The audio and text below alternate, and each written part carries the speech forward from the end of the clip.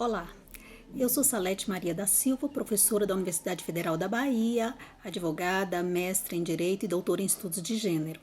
Neste momento eu me encontro na Cidade do México, realizando pesquisa de pós-doutorado. Faço esse pequeno vídeo a convite da SEI Bahia a fim de contribuir com o debate acerca das políticas públicas de enfrentamento à pandemia do Covid-19. Gostaria de pontuar que estou de acordo com a maioria das análises que põem de relevo a situação em que vivemos, caracterizando-a como um momento de grande desafio, mas também de oportunidade. Em regra, os debates giram em torno de aspectos econômicos, sociais, ambientais, mas nem sempre envolve as questões culturais ligadas às relações de gênero. Gostaria de acrescentar a esse debate a nossa preocupação para com as respostas estatais, não só no Brasil, mas de vários outros países do mundo, que nem sempre têm articulado ou têm agregado,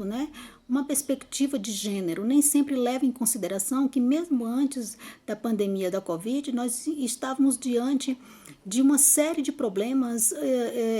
que merecem a atenção do Estado e que merecem a preocupação da sociedade, mais ainda nesse contexto de pandemia, já que a maioria das famílias, se não a totalidade em muitos lugares, está encerrada em suas casas, atendendo ao chamado do isolamento social, tão necessário para evitar o colapso do sistema de saúde, tão importante para que nesse momento possamos evitar uma maior contaminação. Então, os desafios estão colocados e também as oportunidades, dentre elas a oportunidade de refletir um pouco mais sobre como essas ocorrências incidem de maneira diferenciada entre os mais variados grupos, porque o impacto que uma pandemia pode gerar não é idêntico em todos os setores sociais, sobretudo no que tange às mulheres, que são, na maioria das sociedades, a população mais numerosa. Este é o caso do Brasil. Nós somos a maioria da população brasileira e nós também, lamentavelmente, estamos no topo de um ranking do qual nós envergonhamos e contra o qual nós lutamos permanentemente, que é a violência de gênero e também a desigualdade de gênero, que são dois fenômenos que estão intrinsecamente articulados. Sabemos que a violência de gênero ela surge e se desenvolve no seio da desigualdade. É uma sociedade patriarcal que alimenta e que às vezes naturaliza a violência de gênero. E nesse contexto de pandemia, em que estamos todos e todas em casas, a partir de um isolamento que é necessário e que nos obriga a estar por mais tempo, a violência ela tem recrudescido, os dados, inclusive a própria ONU tem levantado essa discussão, mas é preciso pôr ênfase em dois aspectos. Temos que enfrentar a violência, mantendo os serviços de saúde, e os instrumentos legais em pleno funcionamento para que as mulheres possam, nesse período, também acessar esses mecanismos e não se deixar violentar e que os vizinhos e que os familiares também possam acionar. E, ao mesmo tempo, temos que refletir acerca da desigualdade de gênero, posto que o cuidado, a questão do cuidado está no centro das respostas para o enfrentamento da pandemia. E o cuidado é um tema muito caro para os estudos de gênero. O campo dos feminismos tem pontuado que as tarefas de cuidado relacionadas com as atividades domésticas, de cuidado de criança, de pessoas idosas, de pessoas com deficiências, ou seja, todo aquele trabalho invisível, ou invisibilizado, pouco reconhecido socialmente, nesse momento está na ordem do dia. Estamos todos em casa, estamos todos tentando, ou se não todos, pelo menos uma grande maioria da população brasileira, tentando reorganizar e enfrentar a pandemia da melhor maneira possível. E ainda assim é um momento em que a gente nem sempre percebe a sobrecarga do trabalho das mulheres, porque essa divisão sexual do trabalho que em nossa cultura é muito naturalizada, em que recai sobre os ombros das mulheres, sobretudo das mulheres das camadas populares, recai sobre os ombros desses grupos, desses sujeitos sociais, a responsabilidade de cuidar de todos e também de ainda ter que suprir a omissão estatal, que muitas vezes não oferece condições para que as mulheres possam trabalhar, né? E ter a segurança de que suas crianças vão estar bem alimentadas, cuidadas, etc. Enfim, então essa é uma questão que não pode ficar ao largo do debate acerca do enfrentamento da pandemia e nós precisamos levá-la em consideração. Primeiro, destacando que a responsabilidade pelo cuidado é tarefa de todos e todas. Precisamos repensar nossas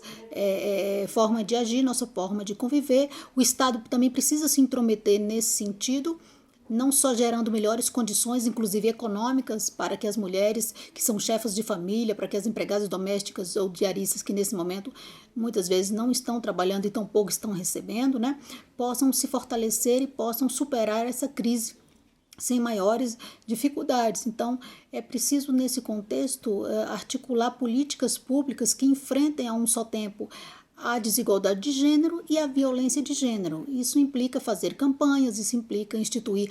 condições econômicas, né, mediante a redistribuição de renda, focando nesses sujeitos mais vulnerabilizados, mulheres negras, mulheres pobres, mulheres indígenas, mulheres idosas, mulheres com deficiência, mulheres trans, enfim, os sujeitos historicamente discriminados e excluídos que durante a pandemia são atingidos de maneira muito mais impactante.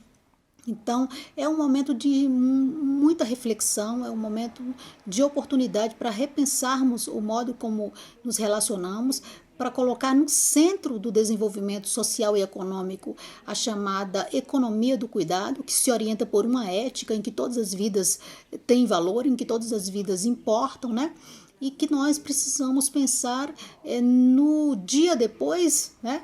Como uma possibilidade de transformar as relações econômicas, as relações sociais, né, as questões culturais, para que a gente possa ultrapassar esse período e nos tornarmos seres humanos melhores,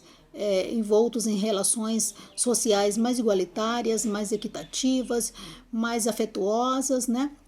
Onde o cuidado realmente seja o norte, seja a bússola orientadora de todas as relações, e não somente durante o período pandêmico. Então, é muito importante nesse sentido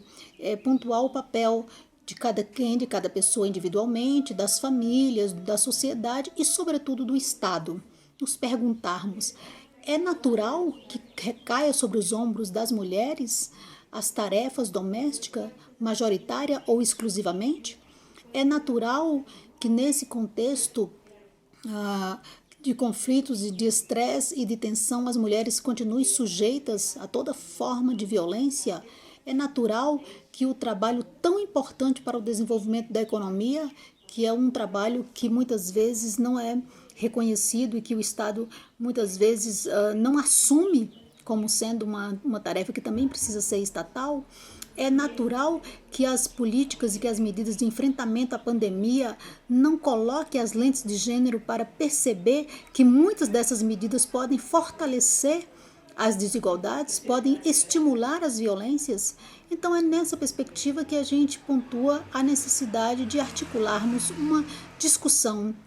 que vai da visibilização e da promoção de ações e de transformações que visem eliminar, desnaturalizar e enfrentar violência e desigualdade de gênero durante e depois